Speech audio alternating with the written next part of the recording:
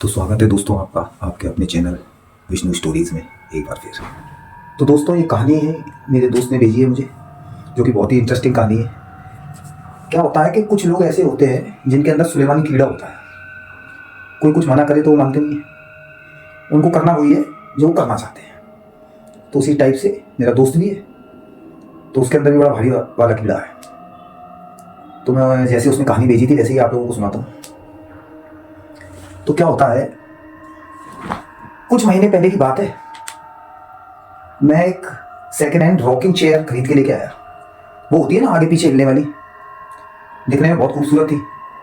बारीक नक्काशी का काम उस पर करा हुआ था, लकड़ी के घुमावदार उसके हत्थे भी थे। एक ऐसी दुकान से खरीद के लाए जो सेकेंड हैंड सामान बेचता है ना, ऐप से खरीदते बेचते हैं। हालांकि क्या है कि मेरी पत्नी को वो पसंद नहीं थी, कुछ नहीं हुई उसे देख के। उसका कहना था ये पुरानी दुरानी चीज़ें घर में लाना ठीक नहीं है, और जिससे खरीदी है वो तो दुकानदार है, उसने पता नहीं किससे खरीदी होगी, कौन कौन इस कुर्सी में बैठा होगा। तो होता है कि कभी कभी किसी किसी की चीज़ यूज़ करी हुई घर में लाना भी ठीक नहीं रहता, और दुकानदार ऐसी ऐप से खरीद लेते हैं सामान, फिर लेके थोड़े मुनाफे में किसी और से बेच देते हैं। लेकिन इस चक्कर में वो सस्ती मुझे मिल गई थी वो कुर्सी, और मेरा दिल रखने के लिए उसने ये भी कह दिया कि चलो ठीक है ले आए हो तो कोई बात नहीं, है ना। तो इस्तेमाल करते रहे उसे। अब वो कुर्सी जो है वो घर का ही एक हिस्सा बन गई। एक कोने में एक्वेरियम रखा हुआ था, उस कोने में ही हमने उसको रख दिया, गुलदस्ता उलदस्ता सजा दिया। तो वो बहुत अच्छी लगने लगी कमरे में रखी हुई, है ना। मेज के पास ही उसे हम लोगों ने रख दिया था, और शादी की तस्वीर भी लगा दी, बहुत खूबसूरत सी दिखने लगी साइड में रखी हुई। तो मेरी 9 साल की बेटी है हर्षिता, उसे वो कुर्सी बहुत पसंद आई। उसने तो उसको एक झूले जैसा समझ लिया, उस पर बैठ गया है वो अपनी पैर वैर फैला के, और झूले आगे पीछे करके झूलती है। उसको बड़ी खुश हो रही, उसके चेहरे से बड़ी खुशी लग रही कि काफ़ी खुश है वो उसे देख के। और रॉकिंग चेयर बढ़िया अपने घर में डली रही। शुरू शुरू में तो मैं शौक में शाम को ऑफिस से आने के बाद अपनी थकान मिटाने के लिए उस पर बैठ जाता था, चाय वाय पी, अपनी सुबह का अखबार पढ़ता रहता था वहाँ पे। बड़ा अच्छा लगता था उस पर बैठना। एक दिन मेरी मम्मी का फ़ोन आया, मैं चेयर पे ही बैठा हुआ था, अखबार पढ़ रहा था। तो जैसे ही उनका फ़ोन आया तो मम्मी ने पूछा कि, मैंने पूछा कैसी हो आप, सब ठीक है कि नहीं, उन्होंने पूछा। मैंने सब ठीक है। तो उन्होंने बोला कि हर्षिता को देखने का दिल बहुत कर रहा है कुछ दिनों से, तो मैं चाहती हूँ कि तुम आओ और मुझे ले जाओ, मेरा जी भी बहुत घबरा रहा है, तो कुछ दिन तुम लोगों के साथ रह लूँगी तो शायद अच्छा फील करूँगी। फिर वो बोलते बोलते कुछ शांत सी हो गई, उनकी आवाज़ में थोड़ा ऐसे ही लगा जैसे वो परेशान है थोड़ा। तो मैंने उनसे बोला कि अभी मम्मी ऑफिस में बहुत ज़्यादा काम है, बिल्कुल फुर्सत नहीं मिल रही है, सुबह के जाते हैं शाम को आते हैं, जैसे ही मुझे कोई फुर्सत मिलती है, टाइम मिलता है, तो मैं तुरंत आके आपको ले जाऊँगा, अभी तो ऑफिस में बहुत ज़्यादा काम है। ऐसा लगा जैसे वो परेशान है, घर वाला आना चाहती हैं, अकेले रहते रहते शायद बोर हो गई हूँ। और वाकई में ऑफिस में काम भी बहुत ज़्यादा था, सुबह से शाम हो जा रही थी, पता ही नहीं चलता था। अपनी थकान मिटाने के लिए मैं उसी रॉकिंग चेयर पे आके शाम को बैठ जाता था, थोड़ी थकान मिट जाती थी। लेकिन एक रोज़ कुछ अजीब सा हुआ। एक सुबह जब मैं नाश्ता कर रहा था तो हर्षिता ने कहा, पापा आप उस कुर्सी पर मत बैठा कीजिए। तो मैंने पूछा क्यों? मैंने मुस्कुराते हुए उससे पूछा। उसने घबराते हुए मुझसे कहा, वो कुर्सी रात में अपने आप हिलती है। तो मैंने उसके सर पे हाथ फेरते हुए बड़े प्यार से समझाया, बेटा वो हिलने के लिए तो बनी है, वो हिलेगी नहीं तो फिर कैसे रॉकिंग चेयर कहलाएगी। तो मैंने देखा कि हर्षिता के चेहरे पे एक अजीब सा खौफ, एक घबराहट है। मैंने पहले कभी ऐसा नहीं देखा था। तो मैंने पूछा, हर्षिता क्या हुआ? अरे वो रॉकिंग चेयर है ना बेटा, और कुछ तो है नहीं। तो उसने बताया कि नहीं पापा, मैं रात में वॉशरूम जाने के लिए उठी थी, तो मैंने देखा कि वो अपने आप ही हिल रही थी, जैसे जैसे कोई उस पर बैठा हो। मैं उसके सहमे हुए चेहरे को गौर से देख रहा था और समझ पा रहा था कि कुछ दिनों से वो क्यों इतनी सहमी सहमी और डरी डरी सी क्यों रहती है। उसे वहम हो गया था। मैंने समझाया कि हवा की वजह से हिल सकती है, रॉकिंग चेयर है तो हल्की सी हवा से भी हिल जाती है। लेकिन तभी रसोई से हमारी श्रीमती जी पराठे लेके आ गई। तो मैंने उससे बोला, छोड़ो ये सब, बताओ स्कूल में क्या पढ़ा रहे हैं आजकल। मैंने बात बदल दी। मैं नहीं चाहता था कि घर में बेफजूल में श्रीमती जी फितूर पाल लें, वो पहले से उस कुर्सी के खिलाफ थी। तो हो जाता है कभी कभी।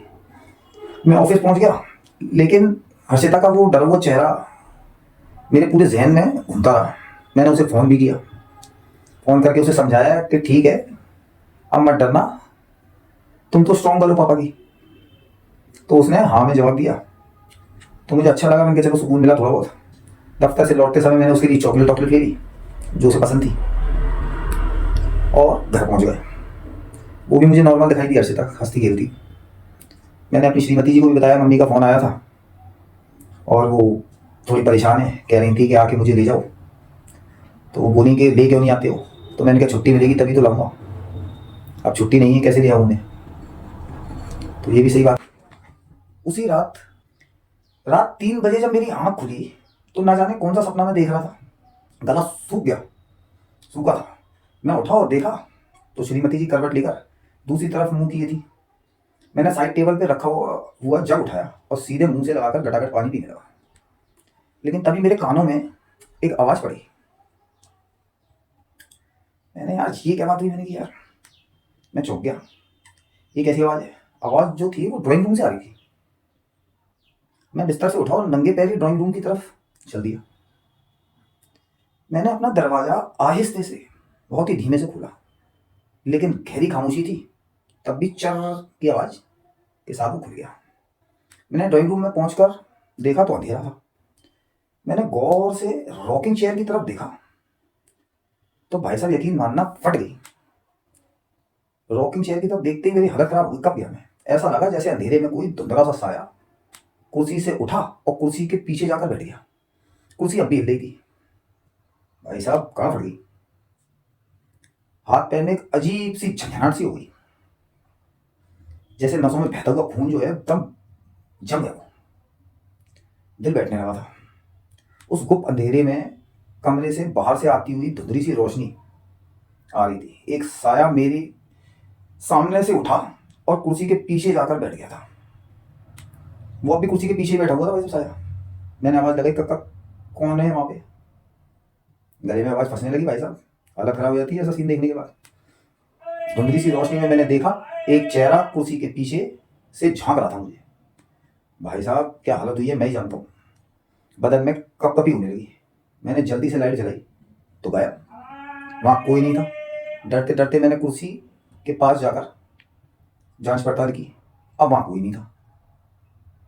मैंने राहत की सांस लिया, मैंने क्या गहरी सांस ली, और अपने वहम पर हैरानी हुई मुझे कि यार मेरे को ये क्या लग गया यार, लगता है नींद में था मैं। खैर मैंने लाइट जो थी वो दोबारा से वापस बंद करी और बेडरूम की तरफ चलने लगा। लेकिन तभी फिर से आवाज़ सुनाई दी। कदम रुक गए मेरे। पलट कर देखा तो कुर्सी पर एक साया आगे पीछे हो रहा था। भाई साहब वो हालत हुई है ना मेरी, कदकाठी से कोई बूढ़ी औरत लग रही थी मुझे, जिसके कंधे तक लटकते हुए सफ़ेद बाल थे, अंधेरे में चमक रहे थे उसके बाद। कुर्सी के आगे पीछे होने पर चरचर की आवाज़ आ रही थी, और भाई साहब फट रही आवाज़ सुन के आवाज़ कमरे में पूरी गूंज रही थी। अचानक कुर्सी की आवाज़ बंद हुई।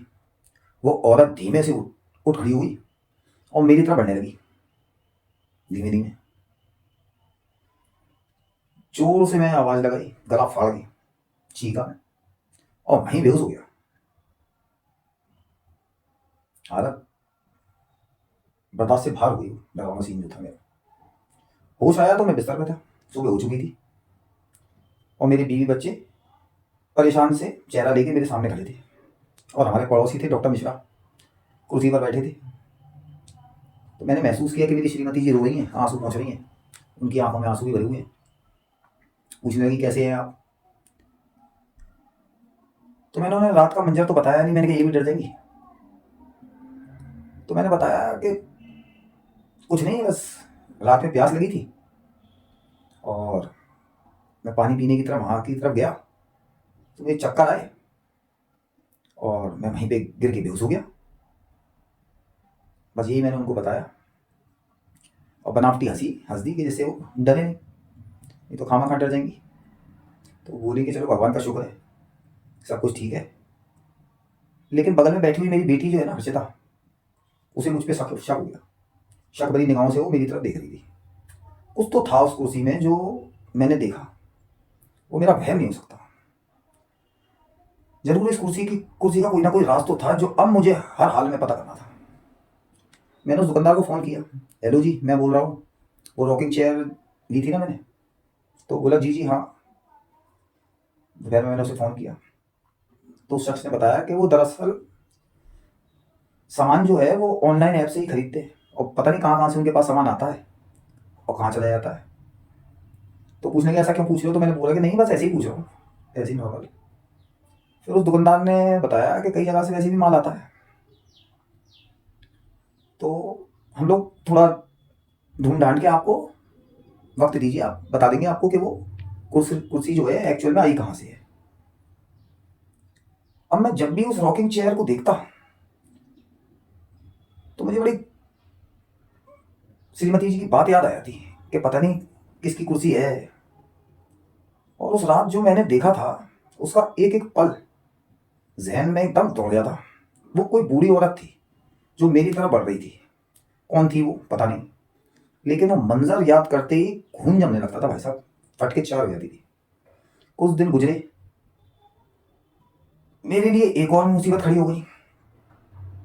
श्रीमती जी की जो मम्मी थी उनकी तबीयत खराब हो गई, तो उन्हें कुछ दिन के लिए अपने मायके जाना पड़ रहा।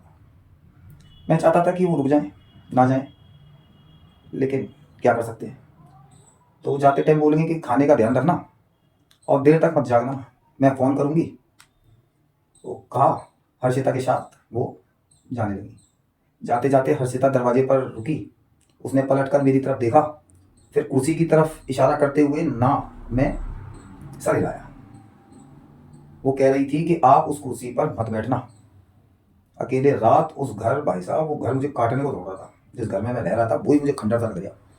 इतना खौफ, इतना डर, क्योंकि कोई चीज़ ऐसी सामने आ जाती है ना तो बड़े बड़ों की फट जाती है। मैं अपने कमरे की दोनों चटकनियाँ बंद करके सोता था, हर आहट पर भाई साहब चौंक के बैठ जाता। ऐसा ही वो एक भयानक रात थी। 2:30 बजे के करीब बारिश बहुत तेज हो रही थी, बीच बीच में बिजली भी कड़क रही थी। मैं अपने कमरे में दुबक कर चुपचाप से पड़ा हुआ था कि अचानक दूसरे कमरे में चर चर की आवाज़ गूंजने लगी। मैं घबरा कर उठ गया, गौर से सुना तो किसी बूढ़ी आवाज़ में जैसे कोई रो रहा हो, सिसकियाँ भर रहा हो, सुनाई दे रही थी। बंद दरवाजे के नीचे से थोड़ी सी जगह से रोशनी भी आ रही थी, आती है ना कोई नीचे से। मैंने भाई साहब पूरी हिम्मत जुटाई, गांठ तो फटी पड़ी थी लेकिन हिम्मत जुटाई थी, और दरवाजे की ओर होल होता है ना, उसमें से झांक कर ड्राइंग रूम में देखा। जो देखा वो देख कर भाई साहब खून में चिंगारियां सी दौड़ गई। एक सफेद पोश बूढ़ी औरत, चेहरे पर झुर्रियां उसके, कुर्सी पर बैठ के आगे पीछे हो रही है। लाल खून की दो लकीरें उसकी आंखों में से होती हुई गले पर बह रही हैं। उसकी सिसकियां धीरे धीरे आवाज में बदलने लगी। वो रो रही थी, जैसे किसी को याद कर रही हो। बिजली की चमक पड़ी उसके चेहरे पे। देखा जिस्म पूरा खराब उसका। वो उठी और मेरी तरफ दोनों हाथ फैलाए, जैसे मदद की उम्मीद हो, उसे मदद मांग रही हो। फिर अचानक ही हॉल की तरफ बढ़ने लगी।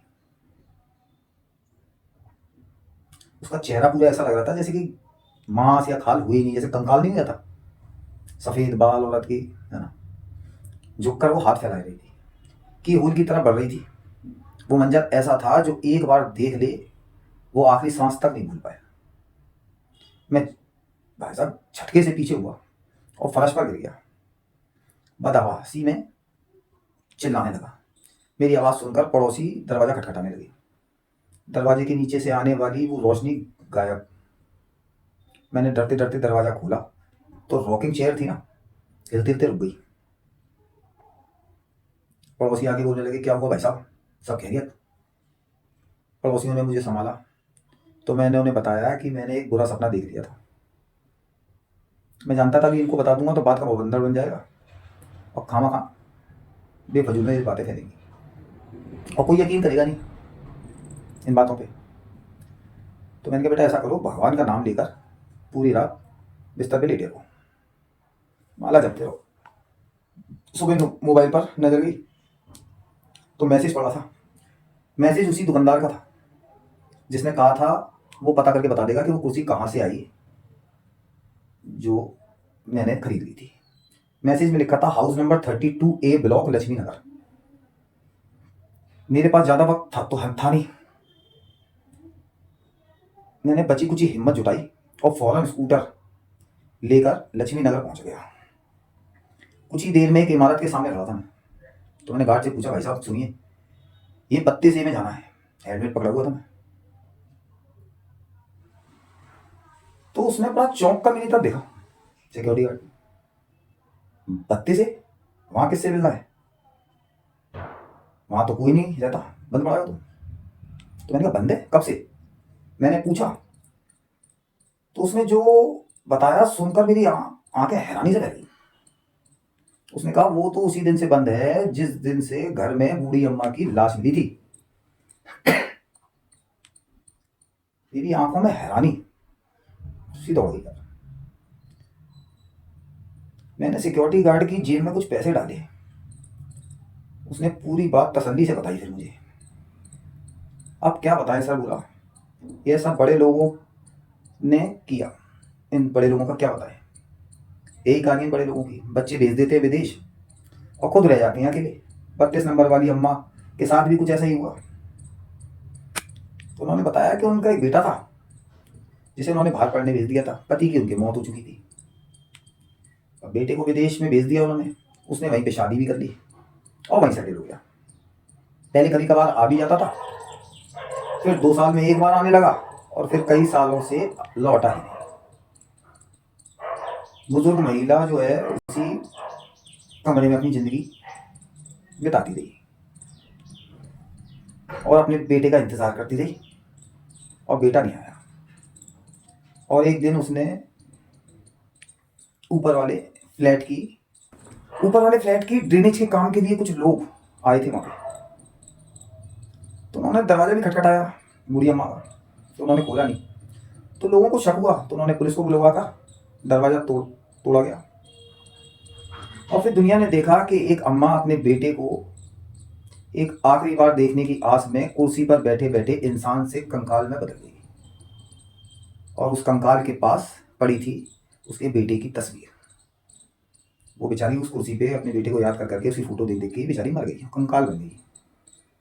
मेरी आंखों में आंसू भर आया। वैसा जिंदगी कभी कभी कितनी बेरहम हो सकती है, देख सकते हो आप कि एक माँ बेचारी अपने बेटे को याद कर करके उस कुर्सी पे ही मर गई। उसे एक गिलास पानी तक नसीब नहीं हुआ अपने बेटे के हाथ से। तो मेरी मम्मी की याद आ गई मुझे, जो फ़ोन पे कह रही थी कि मुझे ले चल, मेरी बड़ी मन घबराता है। मैंने यार, मेरी मम्मी भी बड़ी परेशान है, आना चाहती हैं वो हमारे पास। तो ये सब होता है। उसके बाद पुलिस वालों ने उनका लावारिस में अंतिम संस्कार कर दिया, ये उस गार्ड ने मुझे बताया। तो फिर मैं उस पुलिस स्टेशन भी गया, वहाँ से थोड़ी जानकारी निकाली कि किस शमशान घाट में जाके उनका अंतिम संस्कार किया था। फिर उस अंतिम जो शमशान घाट है वहाँ भी पहुँचा मैं, पता करने कि उनका बेटा आया, उनका अस्थि विसर्जन किया कि नहीं किया, क्या हुआ उनका। तो वहाँ के जो पंडित जी थे, जो केयरटेकर थे, उन्होंने बताया कि नहीं, उनकी जो अस्थियाँ हैं वो अभी भी कलश में यहीं रखी हुई हैं, उनका बेटा नहीं आया। तो मैंने बड़ी रिक्वेस्ट करके, बड़ी जुगाड़ जुगुड़ लगा के वो अस्थियाँ उनसे ली और जाके उनका विधि विधान के साथ विसर्जन किया। उस दिन का दिन है। अब हमारे घर में कुछ भी नहीं होता, लेकिन हाँ, वो कुर्सी अभी भी हिलती है, लेकिन उस पर अब मेरी मम्मी बैठती हैं, उसे हिलाती हैं तो वो हिलती है। मैं अपनी मम्मी को गाँव से ले आया हूँ और हमारे पास ही हैं और वो सेवा हम उनकी कर रहे हैं। तो एक छोटा सा किस्सा था, उम्मीद है कि आप लोगों को पसंद आया होगा। Thank you.